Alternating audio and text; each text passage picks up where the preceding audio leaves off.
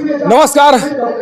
करहगर स्थित राजेंद्र स्टेडियम में चुनावी सभा को संबोधित करने के लिए बिहार के मुख्यमंत्री नीतीश कुमार पधार चुके हैं। मंच पर वो बैठे हुए हैं और कुछ ही देर बाद उनके द्वारा सभा को संबोधित की जाएगी।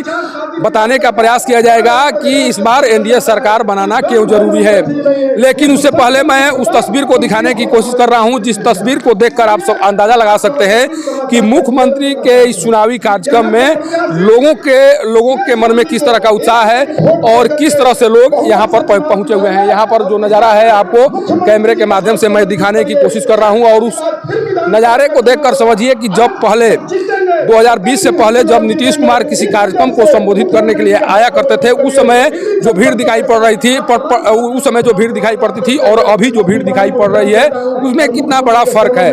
माना जा रहा है कि मुख्यमंत्री नीतीश कुमार के द्वारा जब से पाला बदलने का काम शुरू किया गया, उसके बाद से जो उनकी छवि है लोगों के मन में, या जो लोग विकास पुरुष के नाम पर जाना करते थे, शायद अब उनके मन में उस तरह की छवि मुख्यमंत्री को लेकर नहीं रह गई है। इसीलिए मुख्यमंत्री के आगमन के बाद भी ये राजेंद्र स्टेडियम पूरी तरह से भरा नहीं है। पूरा स्टेडियम खाली पड़ा है और जो यहाँ पर टेंट लगाए गए हैं उस टेंट के अंदर ही लोग बैठकर इस कार्यक्रम को देख रहे हैं। सोचिए कि किस तरह से इस चुनावी सभा को लेकर लोगों के मन में उत्साह है।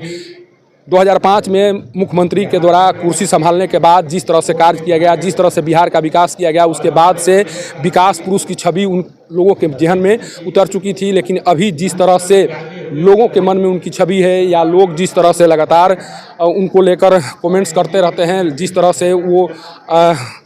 तरह से कहा करते हैं कि नीतीश कुमार अब जिधर उनको फ़ायदा होते हुए दिखाई पड़ता है उधर अपना पाला बदल लेते हैं। इसीलिए जो छवि है लगातार ख़राब होती जा रही है और एनडीए के इस कार्यक्रम में उनके द्वारा शिरकत किए जाने के बाद भी उस तरह का नज़ारा, उस तरह के लोग, उस तरह की भीड़ नहीं दिखाई पड़ रही है जिस तरह की भीड़ 2005 से लेकर 2020 की सभाओं में दिखाई पड़ती थी। सामने वो मंच सजा है, उस मंच पर तमाम जो सासाराम के पूर्व विधायक डॉक्टर अशोक कुमार, करहगर के पूर्व विधायक वशिष्ठ सिंह, जो मंत्री हैं, कई मंत्री और मुख्यमंत्री स्वयं वहां पर उपस्थित हैं और उनके द्वारा उस कार्यक्रम को संबोधित किया जाएगा, जिस कार्यक्रम में लोगों से अपील की जाएगी कि इस बार एनडीए सरकार बनाने के लिए आप लोगों के द्वारा मतदान किए जाने की ज़रूरत है। और प्रधानमंत्री नरेंद्र मोदी का जो नारा है 400 पार, उसको पूरा करने की ज़रूरत है। लेकिन क्या इस तरह की भीड़, इस तरह के लोग और इस तरह के कार्यक्रम से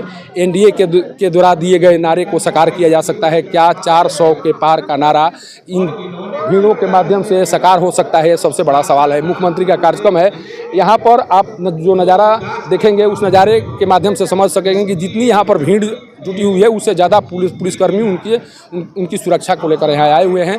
और यहाँ पर तमाम सुरक्षाकर्मी नज़र आ रहे हैं। देखिए, महिला सुरक्षाकर्मी से तमाम तरह के कई लेयर की सुरक्षा व्यवस्था यहाँ पर की गई है और इन सुरक्षा व्यवस्थाओं के बीच मुख्यमंत्री का कार्यक्रम शुरू हो चुका है।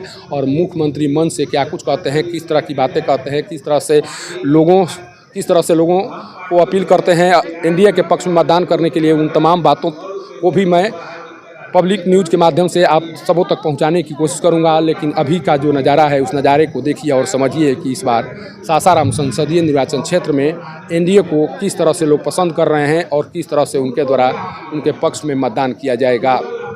करहगर से पब्लिक न्यूज़ के लिए सत्येंद्र चौबे की रिपोर्ट।